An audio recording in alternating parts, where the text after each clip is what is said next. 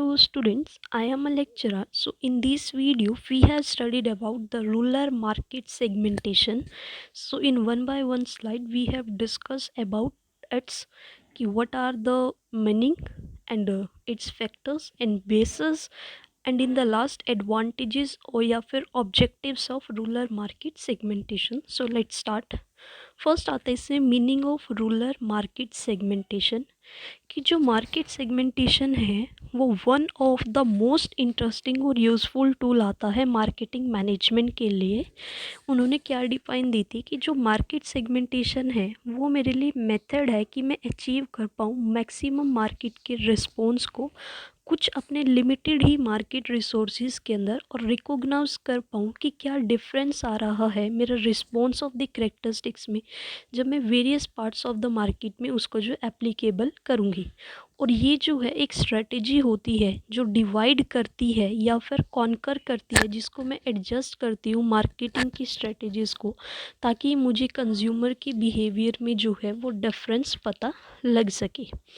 Basically market segmentation जो है वो एक प्रोसेस होता है, एक हेट्रोजीनियस मार्केट को जो है कन्वर्ट करते हैं हम होमोजीनियस सब मार्केट्स के अंदर। बेसिकली इसमें हमें मार्केट को जो है डिफरेंट पार्ट्स में डिवाइड करना पड़ता है। वो किस बेसिस पर करते हैं वो इसकी नेक्स्ट स्लाइड में हम कवर करेंगे।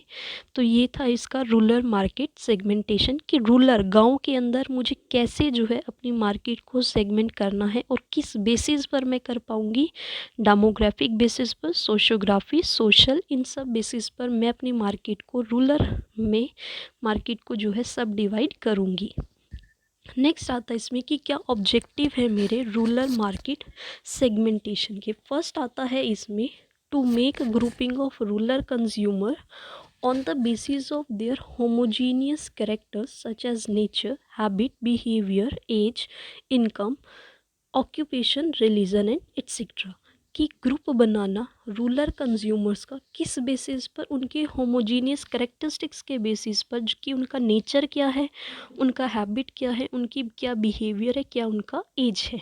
सेकेंड आता है इसमें कि आइडेंटिफाई करना रूरल कंज्यूमर के बिहेवियर को, किसको आइडेंटिफाई करना, उनकी क्या नीड्स हैं, उनके क्या टेस्ट है, उनकी प्रायोरिटीज़ क्या और उनका बाइंग मोटिव क्या है। तो उन सब को जो है आइडेंटिफाई करना अपने रूरल कंज्यूमर्स के। थर्ड आता है इसमें कि डिटरमाइन करना मार्केटिंग की स्ट्रेटजीज़ को और फिर टारगेट करना और उस गोल को जो है अचीव करना अपने रूरल मार्केट के। फोर्थ आता है इसमें आइडेंटिफाई करना एक एरिया को जहाँ पर कस्टमर्स को जो है क्रिएट किया जाता है और जो मार्केट का एरिया है उसको हम वहाँ पर और एक्सपेंड कर सकते हैं। फिफ्थ पॉइंट आता है to make the activities of the firm consumer active oriented कि जो फर्म की एक्टिविटीज़ हैं उनको कंज्यूमर ओरिएंटेड बनाना, ये भी जो है एक ऑब्जेक्टिव होता है मेरा रूरल मार्केट सेगमेंटेशन का। सो आई होप आपको इसके ऑब्जेक्टिव्स जो हैं वो समझ आए होंगे। नेक्स्ट आता है इसमें कि क्या क्राइटेरिया है फॉर इफ़ेक्टिव रूरल सेगमेंटेशन का। इसमें इसका फर्स्ट पॉइंट आता है आइडेंटिफाइबल। फर्स्ट पॉइंट क्या है? आइडेंटिफाइबल कि जो सेगमेंट और जो ग्रुप है कंज्यूमर्स के वो बहुत ही क्लियरली डिफाइंड है। इसीलिए जो सेगमेंट होते हैं और जो आउटसाइड सेगमेंट है हम उन्हें जो है क्लियरली पता लगा सकते हैं।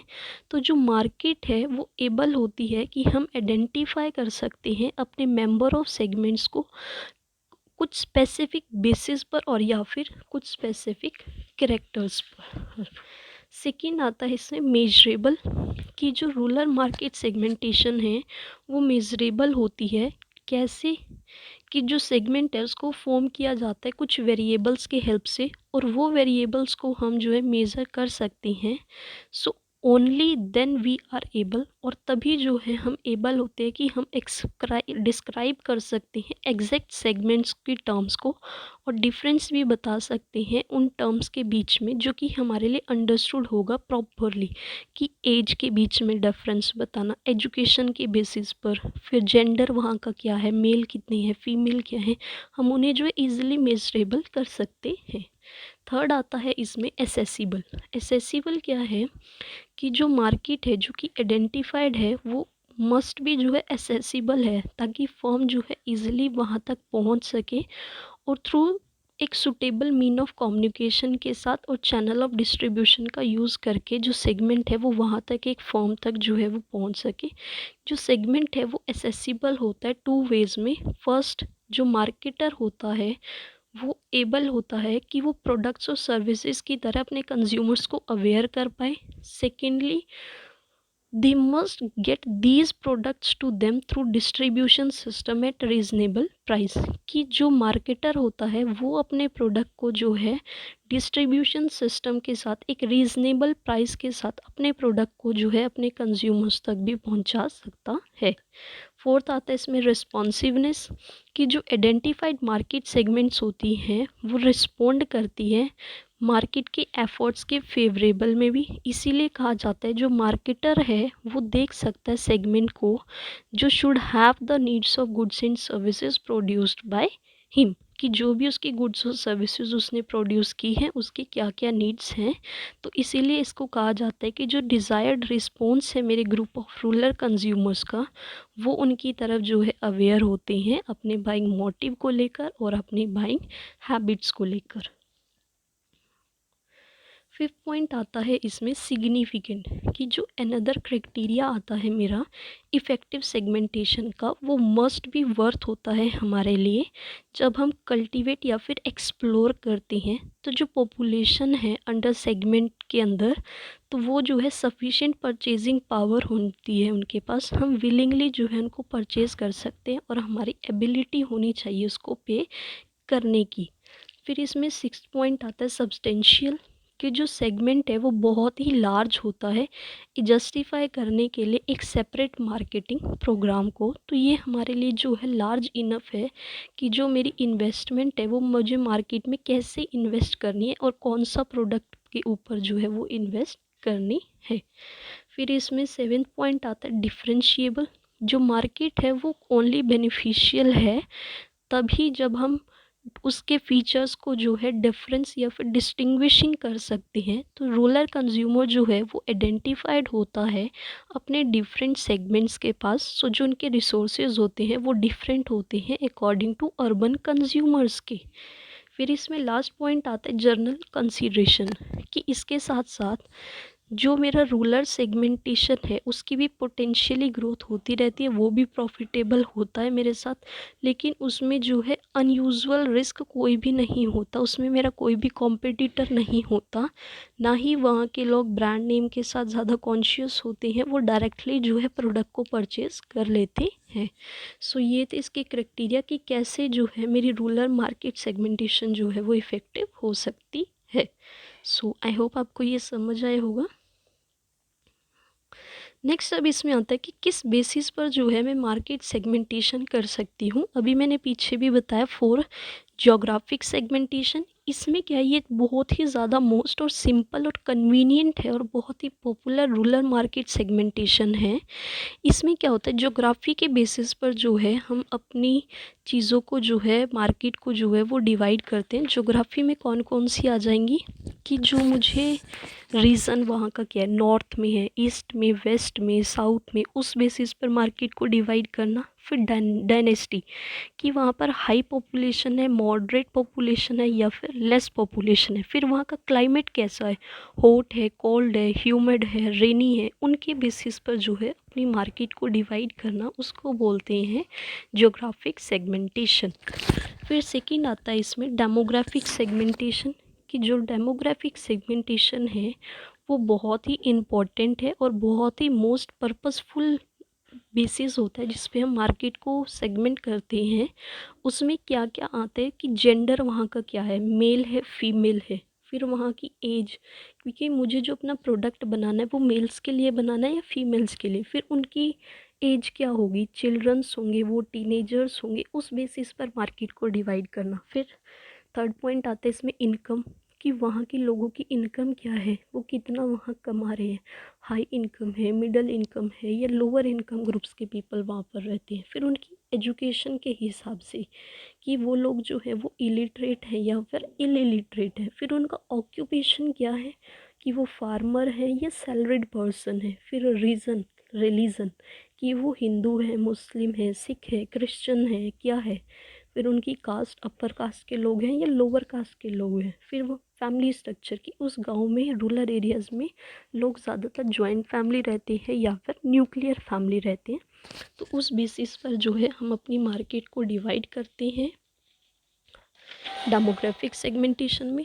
थर्ड आता है इसमें फिजियोग्राफिक सेगमेंटेशन। इसमें क्या होता है कि जो मेरी पर्सनालिटी क्या है वहाँ के लोग हैं, वो ज़्यादा एम्बियस हैं, ज़्यादा एग्रेसिव है, इंट्रोवर्ट हैं, एक्सट्रोवर्ट हैं। फिर उनका वहाँ का लाइफस्टाइल क्या है, वहाँ का ट्रेडिशनल लाइफस्टाइल वो अपना रही हैं या फॉलोवर्स किसी को देख के अपना, लिबरल हैं वो, कंजर्वेटिव हैं, उसके बेसिस पर अपनी मार्केट को डिवाइड करना। फिर सोशल क्लास की अपर क्लास के लोग हैं, मिडल के हैं या फिर लोअर क्लास के हैं। फिर उनका कल्चर क्या है, वो जापानीज़ है, इंडियन है, साउथ इंडियन है या फिर हिंदू हैं, किस तरह के लोग जो है वहाँ पर रहते हैं, उन बेसिस पर अपनी मार्केट को जो है डिवाइड करना रूरल सेगमेंटेशन में। फिर इसमें लास्ट पॉइंट आता है बिहेवियरल सेगमेंटेशन, कि इसमें क्या है कि जो बिहेवियर है मेरे रूरल कंज्यूमर का वो बहुत ही बेटर होता है गाइड करने के लिए जब मैं अपनी मार्केट को सेगमेंट करती हूँ, डिवाइड करती हूँ। तो जो बिहेवियरल सेगमेंटेशन होती है वो किस पर बेस्ड होती है कि कितना रिस्पॉन्स की जो है मुझे रिक्वायरमेंट है।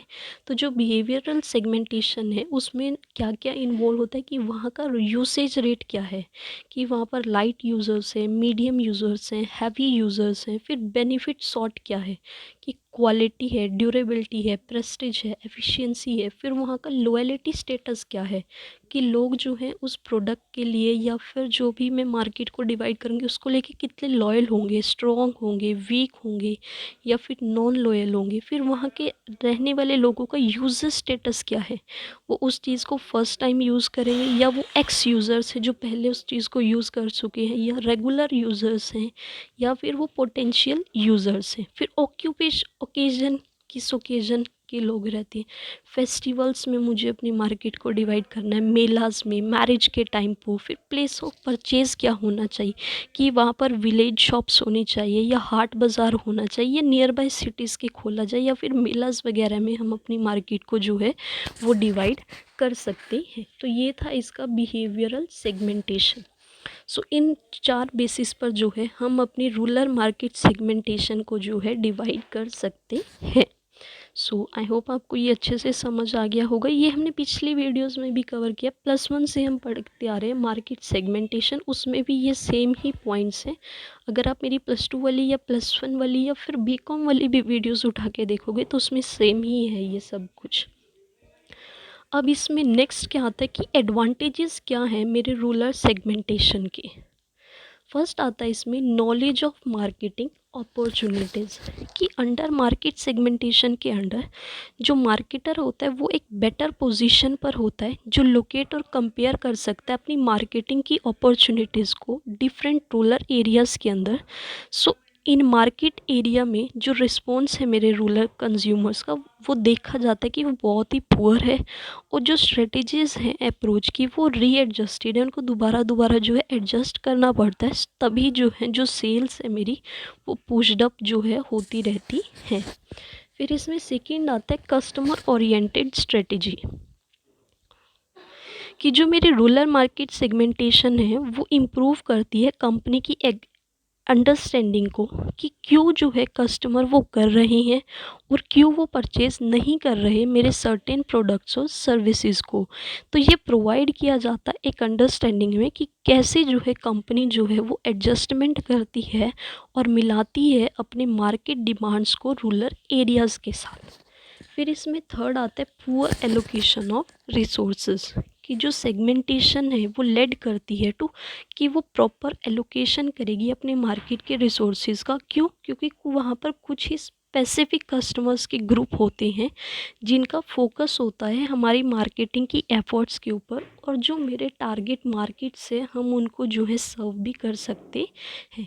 तो एक मार्केटर जो है वो एलोकेट करता है कुछ लिमिटेड फाइनेंस को और मार्केटिंग की रिसोर्सेज को, जिसके अकॉर्डिंग जो मेरी नीड्स हैं सिलेक्टेड सेगमेंट्स की वो फुलफ़िल होती है। फिर इसमें फोर्थ पॉइंट आएगा रिडक्शन इन वेस्टफुल एक्सपेंडिचर, कि जो रूरल मार्केट सेगमेंटेशन है वो हेल्प करती है रिड्यूस करने में मेरे वेस्टफुल एक्सपेंडिचर को ऑन अनवांटेड कस्टमर्स के साथ।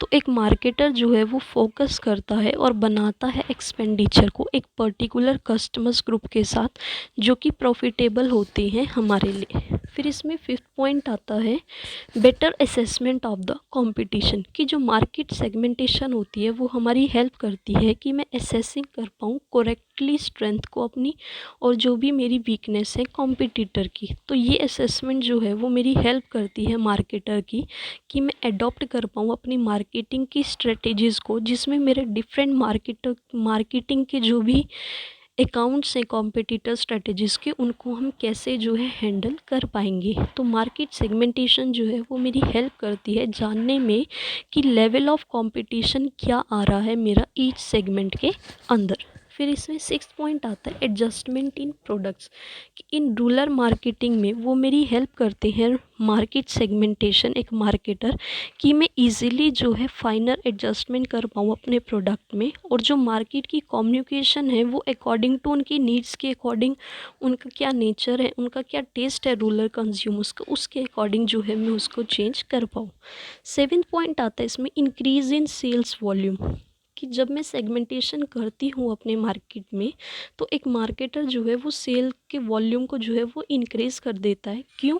क्योंकि हम जानते हैं कि जो रूरल मार्केटिंग ईच सेगमेंट है वो डिफरेंट डिमांड पैटर्न पर चलती है, और जो मार्केटर है वो सेटिस्फाई करता है मेरे डिमांड को हर एक सेगमेंट की, जिससे मेरे प्रोडक्ट में चेंज आता है और जो मेरी टोटल सेल्स है कंपनी की वो भी इंक्रीज़ होती है। फिर इसमें एट्थ पॉइंट आता है इफ़ेक्टिव एडवर्टाइजिंग अपील। इसके अंदर क्या है कि जो इन्फ्लुएंसिव मैसेजेस होते हैं उनको प्रोपगेट किया जाता है मेरे कंज्यूमर्स तक, जिससे जो मेरी एडवर्टाइजिंग मीडिया है उसका इफ़ेक्टिवली यूज़ हो सके, कि उसमें मुझे when the choice habits preference और नीड्स ऑफ डिफरेंट ग्रुप्स को जो है मुझे रिकॉग्नाइज़ करना, किसकी हेल्प से मैं अपनी चॉइस और हैबिट प्रेफरेंस को रिकॉग्नाइज़ कर सकती हूँ, रूरल मार्केट सेगमेंटेशन की वजह से। तो इसीलिए डिफरेंट एडवर्टाइजिंग अपील्स को जो है फॉर्मुलेट किया जाता है हर एक डिफरेंट सेगमेंट्स में, तभी जो है सेगमेंटेशन जो है वो मेरी हेल्प करती है कि मैं एडवर्टाइजिंग अपील्स को और ज़्यादा इफ़ेक्टिव बना सकूँ। फिर इसमें जो है नाइन्थ पॉइंट आता है बेनिफिट्स ऑफ कंज्यूमर्स, कि कुछ टाइम जो है जो सेगमेंटेशन का रिजल्ट आता है प्रोडक्ट को लेकर वो बिटवीन द गैंट मैन्युफैक्चरर्स के बीच में आता है, जैसे कि कोको कोला और पेप्सी के बीच में जो कंज्यूमर्स को बेनिफिट मिलता है, कि या तो वो कोको कोला ले सकते हैं, नहीं वो अदरवाइज़ पेप्सी चूज़ कर सकते हैं, वो हमारी मर्ज़ी के हिसाब से होता है। या फिर आ गया पोलो या फिर मिंट के बीच में, कि पोलो नहीं है तो मिंट ले ली, मिंट नहीं है तो पोलो ले ली। इस तरह से कंज्यूमर्स को जो है मुझे बेनिफिट भी मिलता है। टेंथ पॉइंट आता है इसमें एनहेंस मार्केटिंग एफिशिएंसी, कि इसमें क्या है कि जब बाय सेगमेंट करती हूँ मैं अपनी रूरल मार्केट का, तो एक मार्केटर जो है वो एबल होता है कि वो क्रिएट कर सकता है न्यू मार्केट को अपने प्रोडक्ट के लिए, और वो स्पेसिफिक प्राइस के साथ उस प्रोडक्ट को जो है ऑफ़र भी कर सकता है, कोई भी डिस्ट्रीब्यूशन चैनल भी चूज़ कर सकता है, जिससे जो मेरी मार्केटिंग की एफिशिएंसी है वो और ज़्यादा एनहेंस हो जाती है। फिर इसमें 11th पॉइंट आता है इफ़ेक्टिव मार्केटिंग प्रोग्राम, कि जब सेगमेंटेशन की एब्सेंस में जो एक सिंगल मार्केटिंग प्रोग्राम है उसको फ्रेम किया जाता है, विच में नॉट, जो कि सूटेबल नहीं होता हर एक कस्टमर्स ग्रुप के लिए, बिकॉज़ वहाँ पर सारी की सारी रूरल मार्केट्स जो हैं वो क्या होती हैं, हेट्रोजीनियस होती हैं बहुत ज़्यादा। So with the help of market segmentation की हेल्प से जो स्ट्रेटजीज होती हैं वो मेरे लिए एबल होती हैं कि वो मैं क्रिएट कर सकती हूँ डिफरेंट मार्केटिंग के प्रोग्राम्स को, जो सूट करती है मेरे नीड्स ऑफ कस्टमर्स के ग्रुप को सूट करती हैं। तो बाय मार्केट के सेगमेंटेशन को एक मार्केटर जो है वो बेटर एडजस्टमेंट कर सकता है अपने प्रोडक्ट में और अपनी मार्केटिंग अपील्स में। लास्ट पॉइंट आता है इसमें अदर एडवांटेजेस, कि इसके साथ साथ जब मैं फोकस करती हूँ एक पर्टिकुलर रूरल सेगमेंट्स के साथ ज़्यादा ही क्लोजली, तो एक मार्केटर जो है वो रियलाइज़ करता है कि कुछ चेंज की रिक्वायरमेंट्स है मेरे सेगमेंट में जो कि क्रिएट कर सकती है एक इनोवेटिव प्रोडक्ट को। फिर आता है इसमें कि जो सेगमेंटेशन की स्ट्रेटजी है वो मेरी हेल्प करती है कि मैं प्रॉपर एलोकेशन कर सकती हूँ अपने मार्केटिंग के बजट को। फिर लास्ट इसमें अदर एडवांटेजेस में लास्ट पॉइंट आता है कि जब मैं सेगमेंट करती हूँ मार्केट का, तो जो वर्किंग होती है मेरी डिफरेंट इंटरमीडिएरीज़ की या फिर डिस्ट्रीब्यूशन चैनल्स की, वो बहुत ही इफ़ेक्टिवली जो है मैं उसको इवेल्युएट भी कर सकती हूँ। सो ये थे इसके advantages of rural market segmentation. I hope आपको समझ आए होंगे। सो एक बार ओवरव्यू कर लेते हैं, हमने क्या पढ़ा। हमने रूरल मार्केट सेगमेंटेशन पढ़ा कि उसका मतलब क्या होता है, उसके ऑब्जेक्टिव्स देखे हमने 5, फिर हमने क्राइटेरिया देखे कि कैसे जो है मैं अपने रूरल मार्केट सेगमेंटेशन को इफ़ेक्टिव बना सकती हूँ। फिर थी कि किन बेसिस पर मैं अपनी रूरल मार्केट सेगमेंटेशन को डिवाइड करती हूँ, geographic, demographic, psychographic and behavioural segmentation. फिर लास्ट में थे कि क्या एडवांटेजेस या फिर इम्पोर्टेंस है मेरी रूरल मार्केट सेगमेंटेशन की। सो आई होप आपको समझ आया होगा।